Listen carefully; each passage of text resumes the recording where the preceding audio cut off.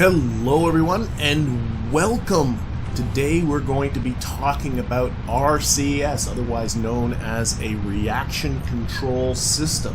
And the reason why we're going to be getting into RCS is because we want to start talking about docking, but I'm getting a little bit ahead of myself because this episode is going to be primarily a build episode about how do we design our reaction control system. And we're going to be talking about balancing the torque on the RCS, which is not just about placing your thruster blocks, but also about adjusting the thrust on those blocks. We're also going to be looking at how we can manipulate the 6 degrees of freedom that RCS gives our vessel and how we can use that to get really fine control, which we're going to need if we're going to be performing a docking. And speaking of docking, well, we need to have a target with which to dock, and that's what this is. This is Kerbin Station, getting up to its 120 kilometers circular orbit. And I'm not going to talk about the building of this vessel because it actually has absolutely no new principles in it that I haven't shown you before. In fact, the lifter is pretty much a direct ripoff of the lifter that I showed you how to build back in my episode on fuel flow. The only thing I added being a quartet of AV-T1 winglets down there at the bottom to give it a little bit more aerodynamic stability. As for the station itself, well, it's a station plus this little tug that I could use to get it into its final orbit that I wanted it to be in.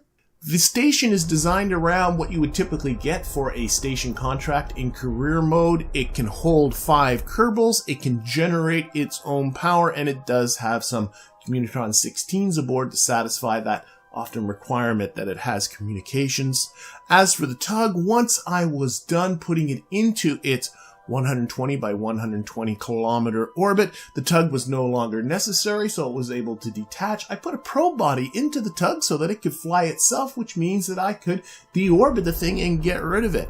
And if you are interested, I did, as always, put a link to the craft file for this vessel down there in the description. But I want to get on to the main event. I want to talk about RCS, so let's get ourselves to the VAB. And I'm actually going to start by pulling up an old rocket. My 7th rocket. I wouldn't recommend, by the way, numbering your rockets like I am. It makes you forget what they were for. And in case you've forgotten what this vessel was for, this is the vessel that I used to perform our very first rendezvous. And as it holds 3 Kerbals and is capable of getting and moving around in low Kerbin orbit, this would make an ideal little vessel for our rendezvous with our station. But what we're going to need to do is do some modifications to it. So for now, I'm going to throw away our booster and just take a look at this vessel. Now, if this vessel is going to do some docking, well, it is going to require a docking port, isn't it? So we got to stick a docking port on here somewhere, and there's a variety of different things you can do here, but what I chose to do is once again to use the internode feature that comes with the fairings to be able to mount both the parachute and this docking port assembly, which also included a couple of lights for my vessel. But with that accomplished, what we need to do now is put in an RCS system.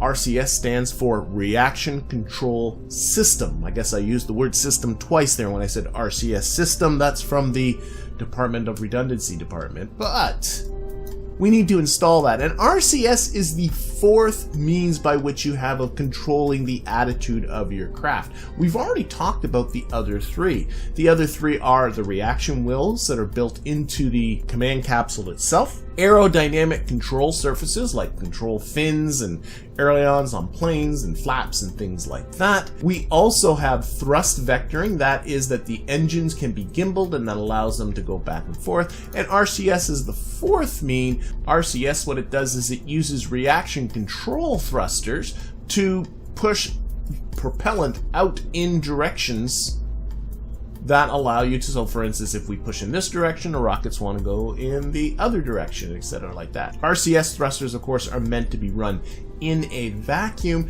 and they are excellent once you want to get into very fine maneuvering like you would when you are docking. Now, one thing to be very careful about when it comes to reaction control thrusters is they run on a different propellant than these liquid fuel engines. These run on liquid fuel and oxidizer, of which we have plenty.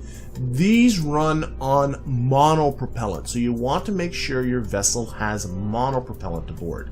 Thankfully, the command capsules contain monopropellant by default. In fact, in many of the episodes we've come to so far, I've been taking it out because we didn't need it. Well, now all I need to do is put that back in. So that gives me 30 units of monopropellant. For docking, that's actually plenty once you do a little bit of practice and get used to docking. If you want to put on more monopropellant, you can go over here to your fuel tank section, and down here, this is the only one I've unlocked so far, the Stratus 5 roundified monopropellant. And if you right click, by the way, it tells you the fuel that's in there, you can see there, and it has 20 units of monopropellant. You can stick on, for instance, a couple of these are a radial part, you can put on a couple of them like that. This now would have what, that was 30, this is 20 and 20, 40, that's 70, that's, for me, that's way too much. If you want to stick those onto your rocket, go right ahead. But for me, I'm not going to do that. So we now have monopropellant. We can do our docking. What we got to talk about next is our reaction control system. Now, the Mark 1-3 command pod actually already has an RCS system here. You can see up here is a little toggle, RCS enabled, and they're these thruster blocks right here. And actually, by the end of this video, I am going to make use of these, but for now, I'm going to come here, I'm going to disable these. I want to talk about them later because I want to talk about a couple of different ways in which you can mount your RCS thrusters, because depending upon your vessel, you might be doing different things. So I'm going to do something right here which won't end up in the final design. The final design, of course, will be saved as a craft file for you to have access to. But this is something that you will find useful, especially on larger vessels. Okay, so I'm going to go down here towards the left, bottom left, and I'm going to put on the center of mass overlay right there. So this shows the center of mass of your vessel. For RCS thruster blocks, you want to have the total combined thrust to be centered on that center of mass. There are a couple of ways of accomplishing that. One is to put the RCS blocks right close to the center mass. You can see actually these ones, this is where the RCS comes out in the command capsule, are already pretty close to where the center of mass is. But another one is to simply base the RCS blocks on either side of the center of mass, and that's the way I'm going to go for right now. So I'm going to go over here to command and control. We're going to grab some RCS thruster blocks, and I'm going to go down here as far down as I can. I'm going to put on the snap, and I'm going to put on, you definitely want to put these on symmetry, but because you want to be able to thrust in a variety of different directions, you're going to need at least 3 of them. You might want to go with 4. To be honest, you can go with more if you want. I find the thruster blocks are actually quite powerful for docking, so I'm just going to go with 3. Put them down maybe a little higher so it looks a little better, like that. It's not centered on the center of mass, so to balance the thrust on the center of mass, we're going to put 3 or more of them, and I'm going to put them up about here. And actually, I'm going to stagger them. I like to put them in a pattern so that they are, you know, this 3-way symmetry is staggered with the 3-way symmetry that's below. I think that's looking all right. Now, you might be noticing that, well, these blocks kind of look closer to the center of mass than these blocks. You're right, they do. And I could play around with the distances, but as I move down the command capsule, you can see these start to go on an angle. I don't want that. So I'm going to keep them on this. This is a nice little platform for me, and we're going to fix this in a different way. So what I'm going to do is I'm going to save this, we're going to launch it, and we're going to test it. And we're going to test it in space. And we're going to do that by using the cheat menu. Now, I don't consider this particularly a cheat because you're performing a simulation. You're doing a test. And to get to the cheat menu, we're going to hold the Alt key. We're going to press F12. And we're going to get this cheat menu here. And if we go under the cheats tab here, we have the ability to set an orbit. So we're going to click on that. This is going to be an orbit with a semi-major axis of 686,000. Remember that Kerbin has a radius of 600,000 meters. So this is going to be 86,000 meters above the surface, which is outside the atmosphere, which will service us plenty. We don't have to worry about these other numbers. We're going to instead just hit set orbit, close this menu, and now we are instantly in orbit. So, how are we going to test our RCS system? Well, to put on our RCS system, we either click here or we can press R on the keyboard like that. And with RCS, you can use your normal WASD keys like this. See how that kind of works? And the Q and the E keys for roll.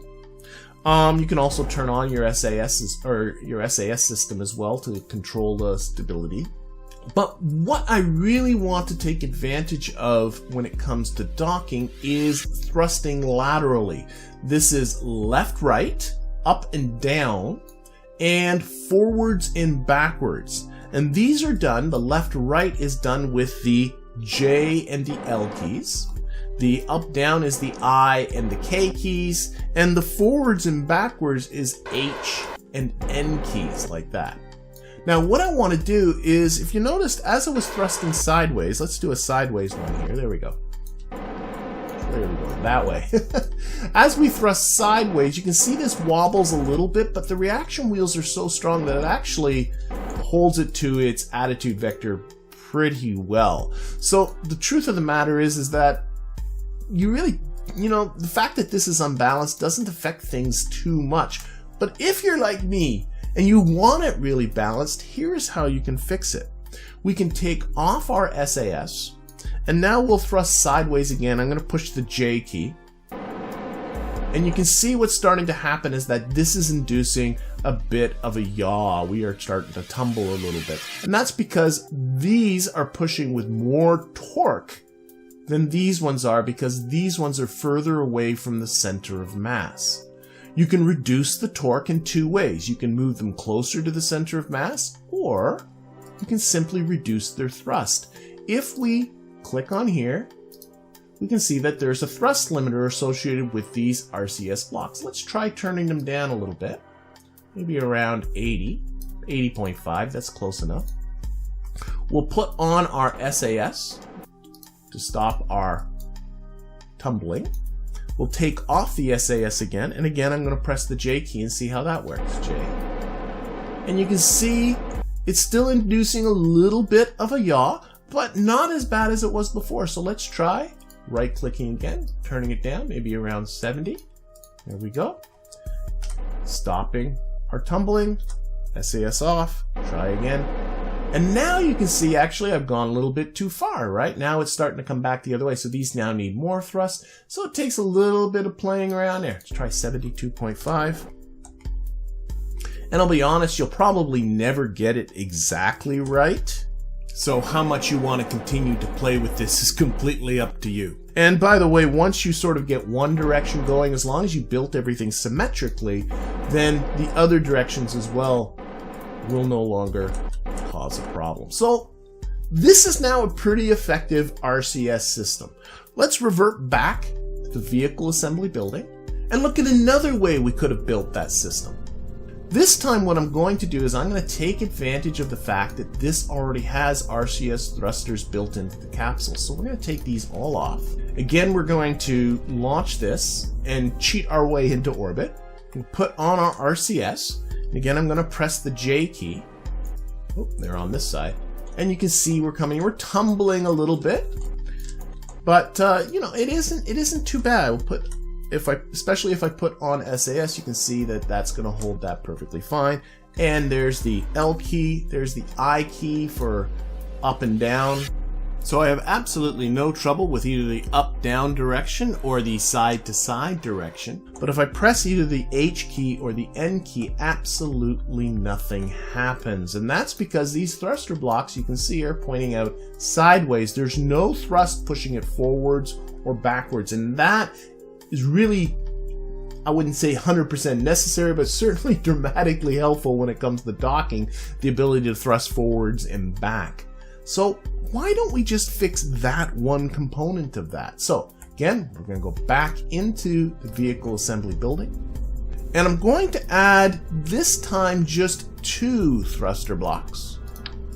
I'm going to put them sort of in the same line as these. Put 2 of them, two-way symmetry like that. Okay. And we're going to grab these. Notice they're going up on an angle. I don't particularly like that, so I'm going to use the rotation tool, take off the snap. We're going to rotate, make them as vertical as we can.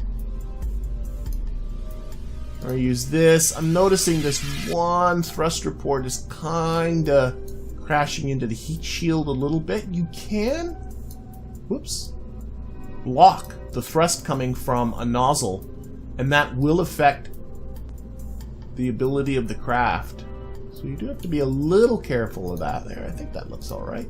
But now what I've done is I have created some thruster blocks that now thrust forwards, or this one would be backwards, this one would be forwards. So I've now given myself ability to also thrust forwards and backwards. And I'm only putting 2 of them just to put symmetry on each side. I don't think I need all 4 of them. And this is clearly a lot less mass. I've added on only 2 thruster blocks, while before I added on 6 of them. And the reason why this works, why the whole balance across the center mass works, is because you can see that these thruster blocks are already pretty close to where the center of mass of the vehicle is. So the thrust is fairly close. It's a little bit high, that's why we got a little bit of a roll. But nothing that the SAS can't hold on to. So again, let's save this, put her to the test. So again, I'm going to put on SAS this time. I still have, if I put on my RCS, the lateral directions with J and L and I and K for up and down. But now if I press H, I can see I can thrust forward, and with N, I can thrust backwards. Okay. So now I have all these directions going. All right.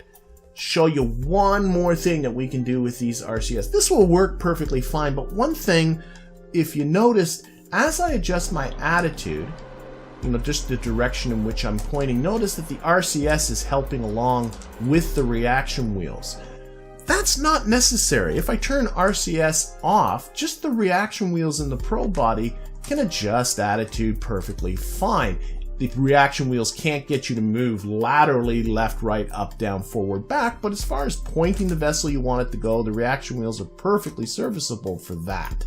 So when I put on RCS and start doing this kind of stuff, that is using up a huge amount of monopropellant. I'll burn through the monopropellant pretty quickly doing that.